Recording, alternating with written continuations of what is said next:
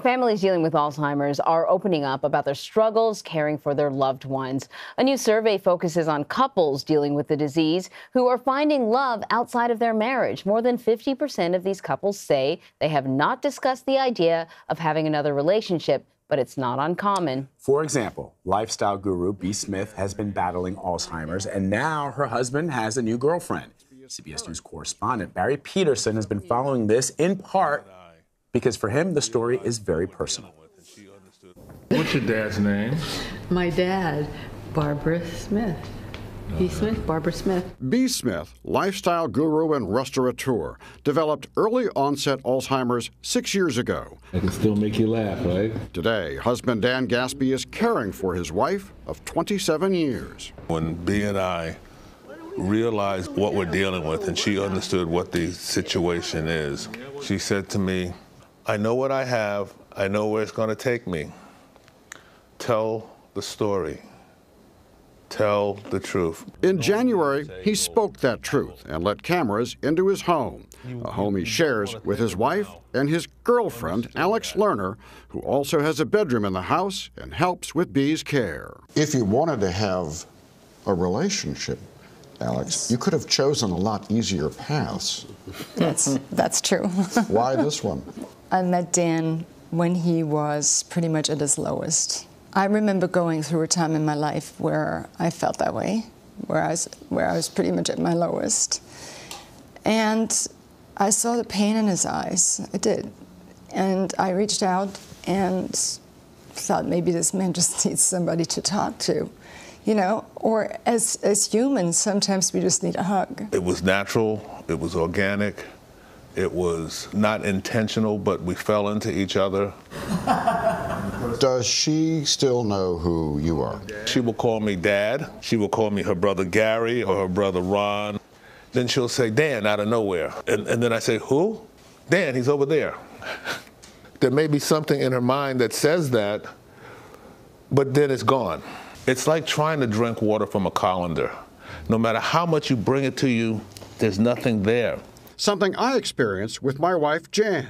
After almost 25 years together, she was in assisted living and no longer remembered my name. What's his name? Mr. Happy. That's when I met Mary Nell Wolfe, who became Jan's friend. It broke my heart that a man who could love this woman so much couldn't remember, she could not remember who he was. A year and a half after Jan passed away, Mary Nell and I got married. The hardest thing for me is people who don't know but decide that they can judge what I'm doing. Please. I mean, we've got the 800-pound gorilla in the room. She's white and I'm black. So many people jump to conclusions and judgment that don't even understand what Alzheimer's is and what it does to a person, to the patient, the Alzheimer's patient, as well as the caregivers. I so respect what you're saying and respect you guys and what you're going through, because it's a definition of love, and nobody understands what a caregiver goes through. I write for a couple hours every day. It restarts the brain. Greg O'Brien has Alzheimer's, a lifetime journalist. He's written a book about what he calls embedded in Alzheimer's. He and Mary Catherine raised 3 kids over their 42-year marriage. She's gone from wife to caregiver. Do you know what day it is? Not sure. People think that caregiving is a daytime event. Oh yeah. It's an all-night event. And how do you sleep? How do you recharge? How do you rest? I say one eye open and one ear open. Yep. I live in a nightmare and a daymare. Everything I have to do is to mitigate her everyday irrationality, because she doesn't have that ability, maintain her dignity, and try to keep my sanity. This disease robs everything. It robs your brain slowly, like a sliver every day. My brain is like an iPhone now. It's still a sophisticated device, but it has a short-term battery. It pocket dials, and it gets lost very easily. Oh. Yeah. I try to say to people who have been critical of our relationship, You are one diagnosis away from knowing what your life will be. In our situation, even though Greg is still here functioning, we were the house that had the Super Bowl parties and the Patriots and the Red Sox, and we were the house that everybody came to. The party house. I mean, we just did 30 or 40 people in summertime deck parties.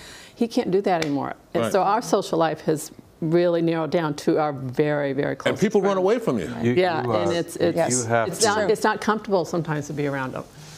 What do you want for Mary Catherine in the future? I want her to be happy.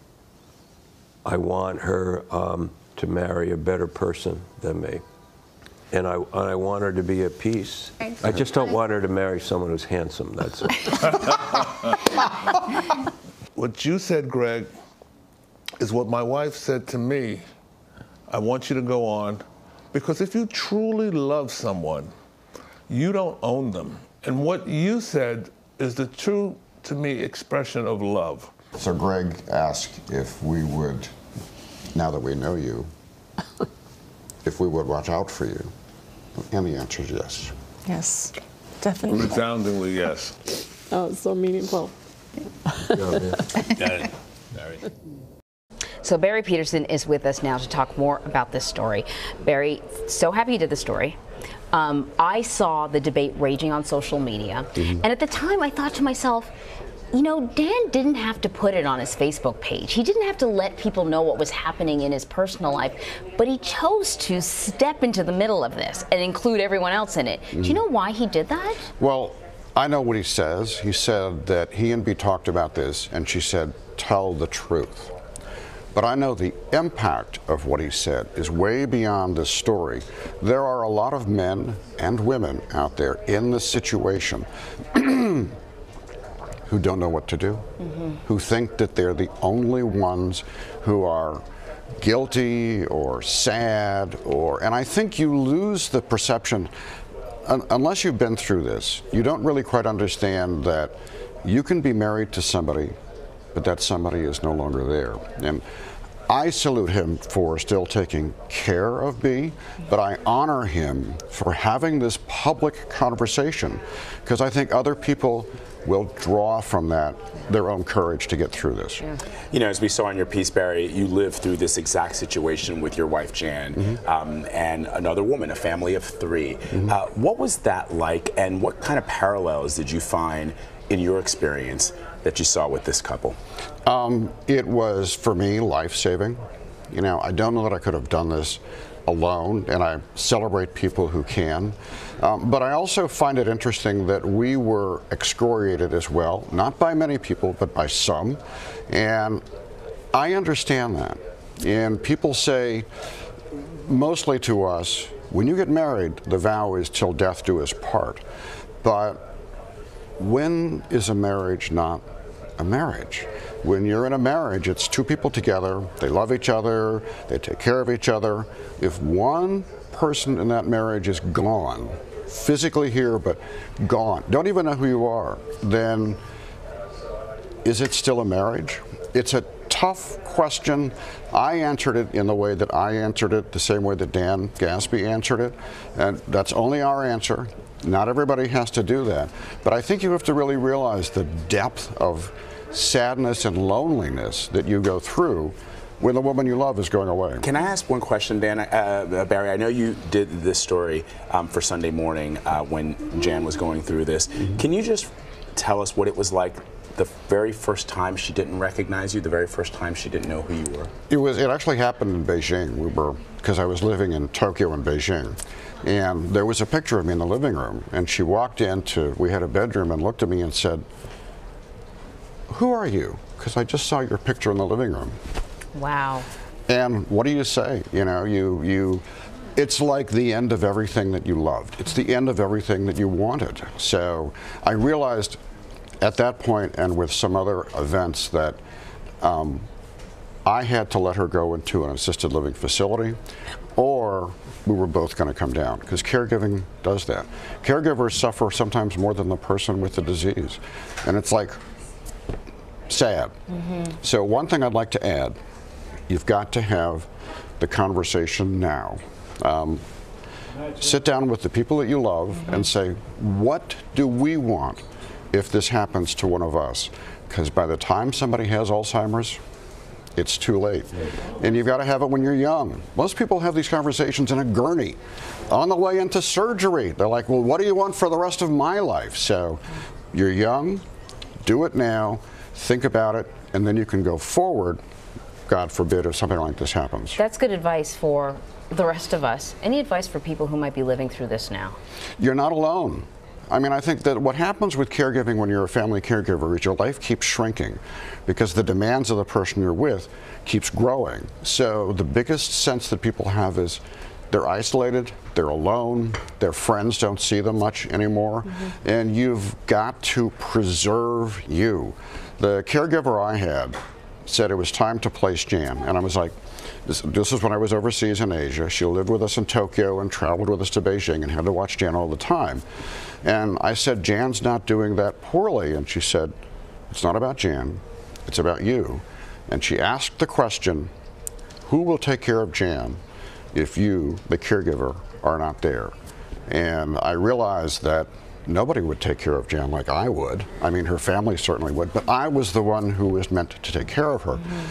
So to preserve my life and preserve my health, I decided it was time to put her in a facility, as devastating and horrible as that. The facility was great, but as horrible as it was for me. Well, this is an important report that you did, Barry, because I think, as you pointed out, the social media mob sort of attacked Dan and his family, basically, and they don't know what they're going through. They have absolutely no idea. And there's also the element of race, too, which is a factor. That's a whole other conversation, too. But you know what I thought, Barry, too, is that, it's just that we are living longer. Physically, our bodies are healthier than they have been. And when they're not healthy, we have the medicine that can make us healthy. And so more and more people are going to be faced with this sort of decision, this conversation. That's why I thought it was really important to have now, Here's the peculiar part about this particular disease. If you have other diseases, God forbid, there are no good diseases. If you have cancer or something like that, you and the person you love or the people you love can have conversations about this. Sometimes people even say, okay, I'm done, I really want to let go, or no, I'm going to fight, I'm going to keep going. None of those conversations are possible with Alzheimer's. You just guess at what you think the person may have wanted. So just to circle back, you've got to have these conversations when you're healthy, when you're aware. I know it's never going to happen to me, but if it does, you owe it to the person you love to talk about it before you are diagnosed. Indeed. Great point. Thank you, Barry. Appreciate it. You're very welcome. Nice being here.